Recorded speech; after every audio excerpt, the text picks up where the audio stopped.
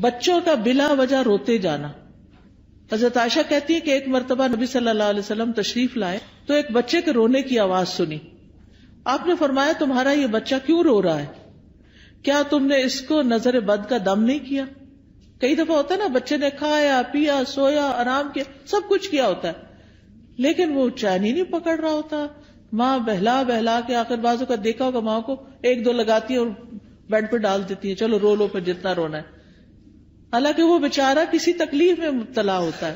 اس وقت اس پہ سورۃ فاتحہ پڑھ کے دم کرنا چاہیے کیونکہ وہ ڈسٹرب ہوتا ہے. بعض بچے ہائپر ایکٹیو ہوتے ہیں بے وجہ خواہ مخواہ میں ماں کو ٹیچرز کو سب کو تنگ کرتے رہتے ہیں.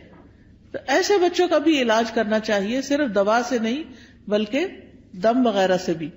اسی طرح بعض بچے کمزور ہو جاتے ہیں یعنی بہت سوکھے اور بالکل ان کی ہیلتھ اچھی نہیں ہوتی. تو آپ نے حضرت اسماء بنت امیس سے کہا کہ میں اپنے بھائی کے بچوں کو دیکھتا ہوں جعفر جو کزن تھے آپ کے کہ ان کے جسم بڑے دبلے پتلے ہیں کیا ان کو فقر و فاقہ ہے کھانے کو نہیں ملتا؟ تو حضرت اسماء کہتی ہے نہیں ان کو نظر بہت جلدی لگ جاتی ہے. آپ نے فرمایا انہیں دم کرو.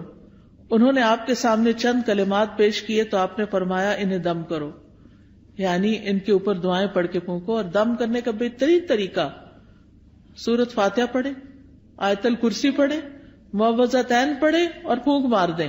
کسی راکی کے پاس جانے کی بھی ضرورت نہیں. ہر ماں کو طریقہ آنا چاہیے کہ کس طرح کرنا ہے.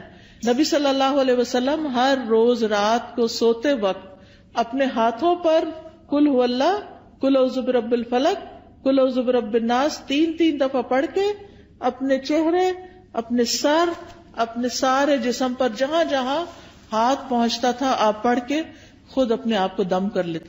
پوری زندگی کا آپ کا معمول تھا.